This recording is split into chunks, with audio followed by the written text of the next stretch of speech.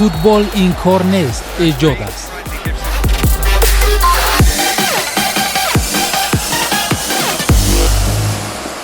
موندیال نمای دیگری از جسارت انسان. بازی که امشب لیونل مسی و منتخب آرژانتین با حریف خود تیم ملی خرواتیا بازی میکند، میتواند برای آرژانتینی ها تقدیرساز باشد، چون که منتخب آرژانتین در بازی اولینش بر مقابل ایسلندیا نتوانست غلبه به دست بیارد و خرواتیا هم حریف کوچک نیست. دیروز کریستیانو رونالدو توانست برای منتخب پرتغالیا یک غلبه خیلی مهم را به دست بیارد، اما امروز لیونل مسی چه هنرش را نشان داده میتواند؟ در این برنامه در همین خصوص میگوییم و همچنین باز در این برنامه درباره آن قصه میکنیم که مخلصان منتخب ایران هرچند دسته دوست داشتهشان بازی را بر مقابل اسپانیا باخت، ولی از آن شدند که ایرانی ها توانستند بر مقابل بهترین بازیگران دنیا بازی خوب را نشان دهند. مخلصان فوتبال در این قهوه‌خانه تهران شرقی سبقت ایران و اسپانیا را تماشا کردند. آنها همه هیجان زده بودند چون که تیم مقبولشان با بهترین دسته جام جهان بازی میکرد.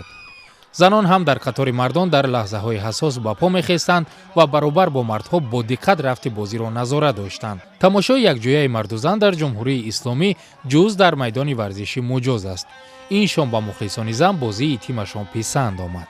حداقل همین اینجوری بازی کردنشون هم باز خوبه، رضایت بخشه. حتی اگه ببازیم باز خوبه.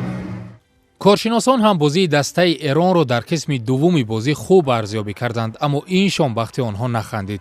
اسپانیا به حساب 1-0 بازی را برد. همین باخت هم نظر مخلصان ایران را دیگر نکرد. با اینکه باختیم خیلی ناراحتیم، ولی خیلی خوشحالیم که بچه‌ها عالی بودن. یه احساس غرور خاصی داریم.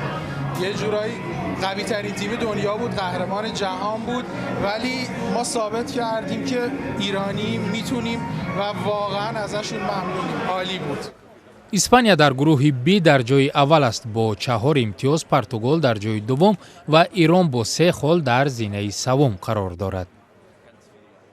به جام جهان شاد ایرانیان، چو کاوه به دست اختر کاویان. با همکارم از بخش فارسی بکتاش خمسه‌پور صحبت میکنیم. ایران که بازی را باخت، اما هم از بازیش راضی بود. شما چی؟ بیشتر کسانی که باهاشون گفتگو داشتیم ایرانیان همه خرسند بودن، خوشنود بودن از نمایش تیم ملی و میگفتن که خب بازی در برابر تیمی که عنوان قهرمانی جام جهانی رو داره، شماری از بازیکنانش در بهترین باشگاه جهان مانند رئال مادرید و بارسلون و اتلتیکو مادرید بازی میکنن، کار بزرگی بوده، به ویژه اینکه تیم ملی حتی در جاهایی هم اسپانیا رو به دردسر انداخت و میتونست به گل هم برسه. حملهگران ایرانی در دقیقه 62 یک گل هم به دروازه دوید دخیای نامدار وارد کردند و اما بعد دیدن نوار این حالت داور مرکزی به خلاصه آمد که این گل نیست. شما چه فکر دارید؟ این بسان این بود که انگار آب سرد و به گمانم روی همه هواداران ایرانی و چه بسا بسیاری از دوستداران فوتبال ریختن. چیزی که سرمربی تیم ملی ایران گفت، کارلوس کیروش، در کنفرانس خبریش این بود که این سیستم وار یا ویدیو چک، ویدیو اسیستنت رفری، کمک داور ویدیویی 10 سال دیر رسیده. اگر 6 ماه دیگه به کار گرفته میشد شاید الان تیم ملی ایران یه امتیاز رو به دست آورده بود از این بازی.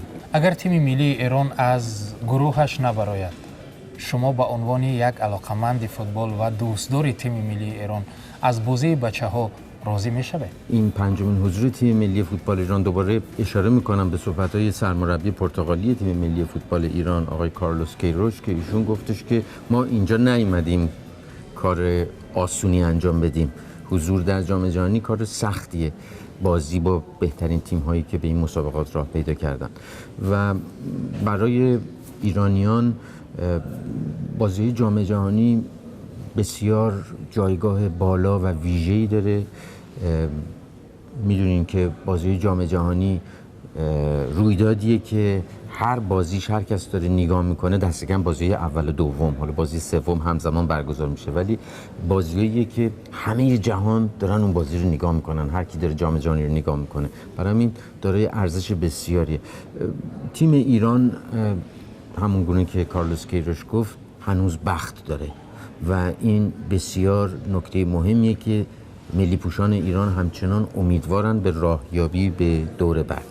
امروز صحبت‌ها این بود که تیم ملی به پیروزی یا برد در برابر پرتغال فکر میکنه و حتی کسب نتیجه تساوی هم نمیتونه کمتر از برد باشه. تشکر برای صحبت. سپاسگزارم. موندیال نمای دیگری از جسارت انسان. رسامانی کلکوتای هندوستان خیابان و کوچه‌های شهر را با رنگ و تصویر بازیگران دسته‌های آرژانتین و برزیلیا آراستند. در تصاویر روی دیوار نیمار و مارسلو را می‌بینیم. نمای از توانمندی تیم برزیلیا میباشد. در برابر آن لیونل مسی چون رمز مهارت فراگیر اینیکوس یافته است. اینجا طرفداران تیم‌های برزیلیا، آرژانتین، پرتغالیا و آلمان جمع آمدند. می‌خواستیم علاقمندی و جانبداری خود را به جام جهانی 2018 ابراز کنیم. در همین حال رسام دیگر در شهر حبلی در جنوب تصویر جالب رمز جام جهان را با مقصد تشویق کشیده است. می‌خواهد فوتبال در شهر او هوادار یابد. همه درباره چوگان می‌دانند مسابقات بزرگ برگزار می‌شود. من رمز جام جهان را کشیدم. بسیاری‌ها از من پرسیدند که این چیست؟ نمی‌دانند که چنین مسابقات در جهان می‌گذرد. هندوستان دومین کشور از حساب نفوذ اهالی است، اما در آن فوتبال رواج نیافته است.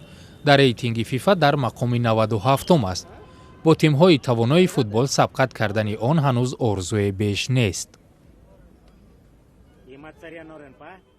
هواداران و دوستداران لیونل مسی و منتخب آرژانتین در تمام دنیا دسته دوست داشته و بازیگر دوست داشتهشان را به هر نوع دستگیری میکنند و این شام هم منتخب آرژانتین شاید بازی مهمترینش را در مرحله گروهی جام جهان 2018 با تیم ملی خرواتیا انجام میدهد و در همین باره ما یک صحبت داریم با همکارم امید مرزبان از بخش افغانستانی رادیوی آزادی. خوش آمدید به برنامه ما. تشکر امردین.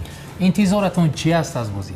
انتظار ما اول که این که بازی باید خیلی بازی جالب و دیدنی باشه، چون برای هر دو تیم خیلی مهم است بازی، برای اینکه اگر هر تیم در باعث تیم دوم گروه خود بره به دور بعدی قرار میشه که به احتمال بسیار قوی با فرانسه بخوره و احتمالاً این کار نه آرژانتین دوست داره بکنه و نه هم کرواتیا، چون راستی که تیم فرانسه تیم قوی هست. به همین خاطر هر دو تیم خیلی تلاش میکنن که در اول گروه دی باشن.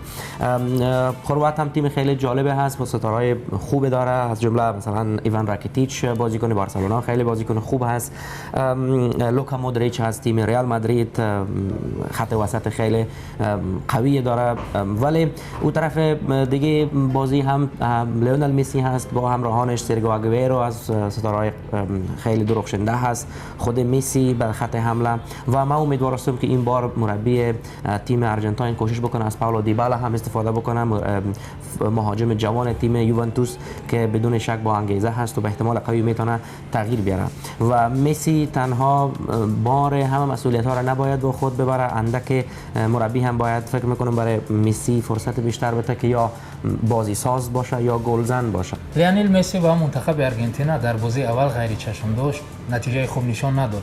و فکر میکنید این به چه وابستگی داره؟ چون وقتهای اخیر کارشناسان فوتبال هم میگفتند که با این سرمربی فعلیش منتخب آرژانتین نمیتواند با کلاه‌های بلند برسد. بازی آرژانتین در مقابل ایسلند من فکر میکنم بیشتر در پهلوی از اینکه ایسلند خیلی خوب درخشید و زحمت کشید، من فکر میکنم چانس بعد تیم آرژانتین هم خیلی مهم بود.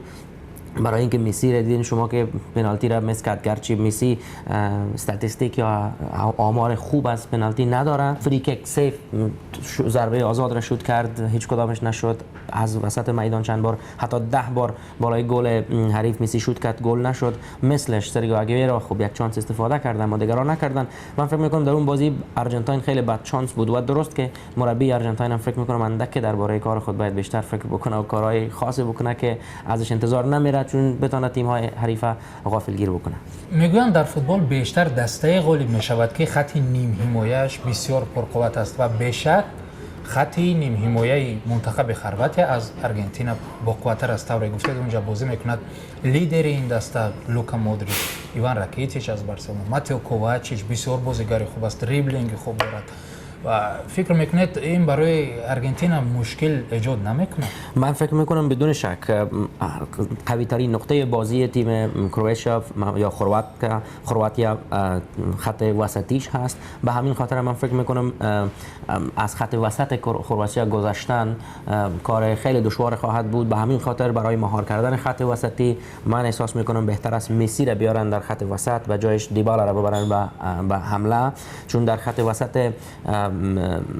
خط وسط آرژانتین اگر مسی بازی بکنه در کنارش ماسیرانو بازی بکنه، من فکر میکنم ممکن است شکل بازی اندک عوض شود. ولی به هر حالش من فکر میکنم خط حمله تیم آرژانتین هم خط قوی هست و احتمال قوی میتونه از اینجا از خط وسط رد شود و احتمالی را که من میتونم در بازی ترکیب بازی را که آرژانتین انجام خواهد داد امشب 3 دفاع 4 خط وسط و 3 حمله بازی خواهد کرد، چون به هر حال آرژانتین به برد نیاز داره. و سوال معمولی و آخرین ما، پیشگویی شما نسبت بازی در پیش ایستاده چی است؟ نتیجه چی میشه؟ ما در افغانستان میگیم که تماشابین عقل 40 وزیر را داره. من فکر میکنم با همون عقل 40 وزیر اگه بریم پیش، من فکر میکنم بازی مساوی شود، گرچه من طرفدار مساویش نیستم و نتیجه قابل پذیرش برای من و دوست داشتنی که من طرفدارش هستم 2-1 به سود آرژانتین است، ولی من فکر میکنم 1-1 بازی مساوی خواهد شد. بیننده عزیز، اینجا برنامه امروزی ما به انجام رسد. خاطر رسان میکنم که هر روز شما میتوانید در برنامه ما درباره تحولات مهمترین جام جهان 2018 که در روسیه برگزار گشته ایستاده است معلومات بگیرید، صحبت‌های جالبی ما رو تماشا کنید و گزارش‌های ما رو درباره فوتبال از تمام کنج و کنار گوشه‌های دنیا ببینید و حلاوت برید. نظرهای خود رو هم نویسید. خیر تا بازدید.